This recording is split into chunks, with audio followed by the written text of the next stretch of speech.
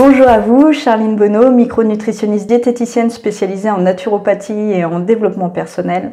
Aujourd'hui, on va parler de la honte et de la culpabilité, qui sont des émotions très douloureuses et qui peuvent vous conduire au surpoids ou à l'obésité si vous n'apprenez pas à les accepter, à les écouter. Donc ces émotions, qui sont très douloureuses, sont pourtant normales déjà d'une part, mais aussi utiles. Ce qu'il faut comprendre, c'est que ce sont des émotions qui sont un peu des garde-fous. On est des animaux qui sont sociables, qui ont besoin de vivre en société. Et le fait d'avoir ces émotions, c'est ce qui va nous permettre de nous autoréguler, de limiter nos comportements dans une société et d'avoir justement des comportements qui soient plus appropriés et qui nous permettent de survivre en clan et de nous faire accepter de nos pairs. Donc c'est quelque chose qui normalement est normal. Seulement, selon les événements passés, l'éducation que vous avez reçue ou même vos valeurs, les valeurs qui sont importantes pour vous aujourd'hui, le problème c'est que vous allez avoir des critères d'appréciation, des contextes qui sont oui ou non acceptables par rapport justement à ce qu'il faut, enfin qui sont acceptables tout simplement, et qui vont faire que vous allez plus ou moins rapidement ressentir de la honte dans certains contextes. Sauf que la honte ou la culpabilité, c'est des sentiments qui sont forts, qui sont douloureux et qui sont liés, qui sont liés à un risque d'exclusion sociale. Donc c'est vraiment des choses qui peuvent faire peur, qui touchent l'instinct de survie, parce que on est vraiment programmé pour survivre en fait, pour vivre en société. On sait que seul l'être humain est faible, donc on va avoir cet instinct à vraiment favoriser les liens sociaux. Et c'est pourquoi cette sensation est vraiment vécue douloureusement quand on la vit, parce que en fait elle est synonyme d'exclusion sociale et on va tout faire pour la fuir, tout faire pour l'éviter, tout faire pour avoir un comportement qui va être plébiscité justement par notre société, notre cercle social. Donc c'est des émotions qui peuvent donc être vraiment vécues de manière excessive, tout simplement parce qu'on ne va pas avoir les bons critères d'appréciation. Par exemple, si votre valeur, une des valeurs hautes que vous pouvez avoir, c'est la connaissance ou la compétence, vous pourriez très bien vous retrouver dans une situation où vous allez être pris à défaut, on va vous poser une question, vous n'allez pas avoir cette connaissance, et là vous allez vous sentir submergé par la honte, tout simplement parce que vous n'aurez pas la réponse, alors qu'on n'a pas toujours réponse à tout, c'est bien normal de ne pas avoir réponse, et c'est pas grave. Ce qui fait la compétence aussi, c'est de savoir déjà l'admettre, et puis ensuite d'aller chercher l'information. Sauf que sur l'instant, vous allez perdre vos moyens parce que vous allez être pris à défaut devant tout le monde, et ça va générer une sensation de honte. Donc là, on a vraiment un contexte où ça va être excessif, par exemple. Et donc, les conséquences, c'est que vous allez développer au fil du temps des stratégies qui vont vous permettre de fuir au maximum cette émotion, parce qu'elle est vraiment vécue de manière douloureuse. C'est vraiment une émotion qu'on fuit particulièrement, l'émotion de la honte ou de la culpabilité. Donc, les stratégies que vous allez développer au fil du temps, ça va être deux grands types de stratégies. Déjà, soit vous allez fuir la situation. Pour ça, donc, vous allez souvent mettre des éléments de contrôle qui vont être encore plus importants. Donc, qui dit contrôle dit rigidité, dit aussi des frustrations qui vont grandir. Donc, souvent, ça, c'est ce qu'on va pouvoir tenir pendant un temps. Et puis, malheureusement, ça va d'un seul coup s'écrouler, tout simplement parce que vous allez vous retrouver face à un obstacle, quelque chose qui va vous prendre plus d'énergie. Et donc, tout ce contrôle que vous avez mis en place va s'écrouler d'un seul coup. L'autre stratégie, ça va être de fuir l'émotion. Et qui dit fuir l'émotion, ça veut dire se couper de toutes ces sensations qui vont être désagréables. Et comment on fait ça? Eh bien, l'une des stratégies qui est la plus commune, la plus habituelle et celle à laquelle je suis le plus confrontée en consultation, ça va être de manger ses émotions. Ce qu'on appelle manger ses émotions, c'est-à-dire que dès qu'on ressent une émotion, clac, on va manger, tout simplement parce que manger, c'est un moyen très simple de détourner et de remplacer une émotion qui va être désagréable par une émotion qui va être beaucoup plus agréable. Quand vous mangez, vous sécrétez par exemple de la dopamine si c'est un aliment qui pour vous est un symbole de récompense, mais ça peut aussi être de la sérotonine si c'est très riche en sucre ou en gras, etc. Bref, cet aliment va générer donc un nouveau signal qui va court-circuiter cette émotion désagréable que vous cherchez à fuir. Alors il y a effectivement cet objectif-là, mais il y a aussi, je pense, d'autres raisons à ça. Le simple fait que déjà vous ressentiez de la honte, qui est une émotion qui est très forte, vous allez sécréter davantage de cortisol, et le cortisol, c'est vraiment quelque chose qui va vous pousser en fait à manger plus gras, manger plus sucré, plus salé, tout simplement parce que c'est une émotion qui vise à stocker. Votre organisme, il est programmé pour la survie. Et son moyen de survie le plus facile, le plus ancien, le comportement qu'il va avoir de plus ancien, ça va être le stockage d'énergie.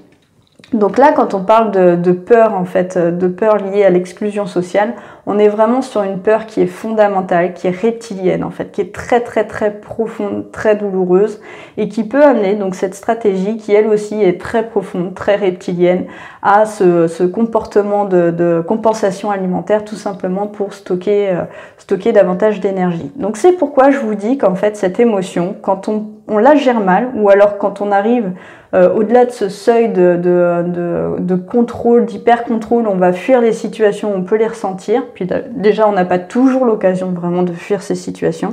Ce qui va se passer, c'est qu'au bout d'un moment, vous risquez d'utiliser cette alternative qui est l'alimentation. Et ça peut vous conduire au surpoids et à l'obésité même. D'ailleurs, je parlerai dans une autre vidéo de justement ces profils de personnes en situation d'obésité qui justement ont tellement bien mis en place ces stratégies qui malheureusement en fait ne ressentent absolument plus ces émotions et ont des comportements qu'ils ne comprennent même plus. En fait, ça fait vraiment plus de sens, tout simplement parce qu'ils ont particulièrement bien réussi à fuir cette émotion, à ces émotions qui sont très douloureuses. Donc vous allez me dire maintenant c'est bien, ok, on sait que voilà le comportement de la honte et de la culpabilité, enfin il faut c'est des émotions qui peuvent générer des comportements donc inappropriés, ok, très bien. Maintenant qu'est-ce qu'on fait? Eh bien, ce que vous allez faire, c'est déjà dans un premier temps apprendre à laisser s'exprimer ces émotions. C'est très important parce qu'en fait jusqu'à maintenant vous avez toujours cherché à les fuir ou vous avez toujours eu honte en fait de ressentir ces hontes, etc. Donc là le principe c'est vraiment de les laisser s'exprimer. Alors les laisser s'exprimer, ça va permettre de distinguer déjà la sensation du fait, parce qu'il va falloir comprendre que c'est pas parce que vous ressentez à ce moment-là de la honte qu'il s'agit effectivement d'une situation qui n'est pas approprié aux yeux de la société. Donc pour ça, il va vraiment falloir que vous la laissiez s'exprimer et pour ça que vous arrêtiez votre comportement qui vous permette de la fuir. Donc la laisser s'exprimer, ok. Vous allez donc avoir conscience enfin de ce signal parce que chaque émotion, n'oubliez pas que c'est avant toute chose un signal, c'est un message. Donc on va écouter ce message. Maintenant, ce sera à vous de décider si oui ou non le message, il est pertinent ou pas. Jusqu'à maintenant, vous avez eu des réflexes, c'est-à-dire que vous avez été conditionné à réagir, on vous a toujours appris que tel comportement était bien ou pas bien, vos valeurs font qu'aujourd'hui vous appréciez tel ou tel comportement de telle ou telle manière. Très bien. Maintenant, est-ce que c'est la réalité? Est-ce que ça a effectivement du sens? Est-ce que ça vient vraiment vous protéger ou au contraire, est-ce que ça vous dessert dans votre vie? Donc pour ça, le meilleur moyen, ça va être de confronter votre appréciation à celle d'autrui. Donc vous allez tout simplement poser la question autour de vous. Est-ce que vous, quand vous vous conduisez comme ça, est-ce que réellement ça se fait ou ça se fait pas? Ou alors quand vous vous conduisez comme ça, est-ce que chez l'autre ça va donner la même interprétation? Parce que parfois on croit que son comportement renvoie ça aux yeux des autres alors que c'est pas le cas. Donc déjà ça va être la première étape. Et demandez-lui tout simplement qu'est-ce qu'il en pense, qu'est-ce que lui ça lui renvoie, etc. Donc vous allez voir si votre croyance elle est avérée ou pas. Ensuite, la deuxième chose, ça va être de prendre la décision d'agir. Parce que c'est pas parce que ce comportement, finalement, cette sensation, ce comportement en tout cas, génère cette sensation que vous en êtes gêné, que ça fait que vous produisez telle alternative, enfin vous mettez en place telle alternative, tel comportement, tel changement, enfin comportement que vous souhaitez changer aujourd'hui, que vous êtes réellement prêt à le changer. Donc aujourd'hui, quand vous êtes face à cette conscience de la situation, c'est-à-dire quand vous vous conduisez comme ça, que ça vous génère la sensation de honte, est-ce que vous êtes prêt à abandonner cette croyance? Est-ce que vous êtes prêt à passer à l'action, à dépasser cette chose et à ne plus ressentir de honte par rapport à cette situation? Par exemple, si on reprend toujours l'exemple des valeurs qui sont sur la connaissance et la compétence, êtes-vous prêt réellement, si pour vous c'est très important la connaissance et la compétence, êtes-vous prêt à assumer le fait d'être parfois incompétent dans des domaines? Est-ce que vous êtes prêt à ça? Donc voilà, en tout cas il faut vous envoyer ce message fort, prendre cette décision si vous êtes prêt. Si vous n'êtes pas prêt, c'est pas grave. Ça veut dire que pour le moment, c'est pas encore suffisamment douloureux, donc laissez aller tel que c'est la situation. C'est pas parce que pour le moment vous n'êtes pas encore prêt à changer que ce sera pas le cas demain. Donc pour le moment c'est pas grave. Mais en tout cas, si vraiment la situation vous pèse, prenez la décision avec vous-même, soyez clair avec ça, prenez la décision de changer.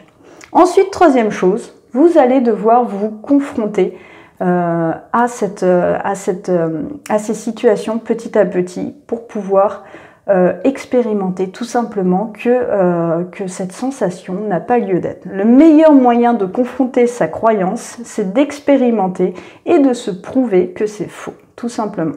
Donc par exemple, si jamais vous êtes quelqu'un, encore une fois, qui a cette valeur sur la connaissance, la compétence, pourquoi ne pas chercher une situation où vous allez justement être en défaut de connaissance dans votre domaine, hein, parce qu'effectivement c'est très facile de le faire quand on est dans un domaine où on est néophyte, donc ça là-dessus il n'y a pas de problème, mais dans votre domaine, osez petit à petit,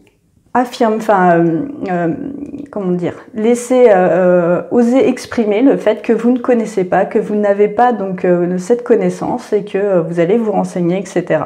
Osez vous confronter petit à petit donc à vos croyances, pour tout simplement les dépasser et vous prouver que tout ça c'est faux et que ce n'est qu'une interprétation de la situation que vous avez. Voilà, donc je vais vous parler dans une prochaine vidéo des personnes qui sont en situation d'obésité et comment cette situation s'est mise en place, puis surtout quoi faire. Si cette vidéo vous a plu, pensez à vous abonner à ma chaîne et aussi à mettre la petite cloche pour avoir une notification des prochaines vidéos à sortir, hein, parce que c'est pas parce qu'on s'abonne qu'on est forcément automatiquement prévenu des prochaines vidéos. Et puis donc aussi pensez à la partager à votre entourage si vous sentez que ça peut les aider, à liker aussi si ça vous a plu tout simplement. Et puis on se retrouve dans une prochaine vidéo. À demain, bye!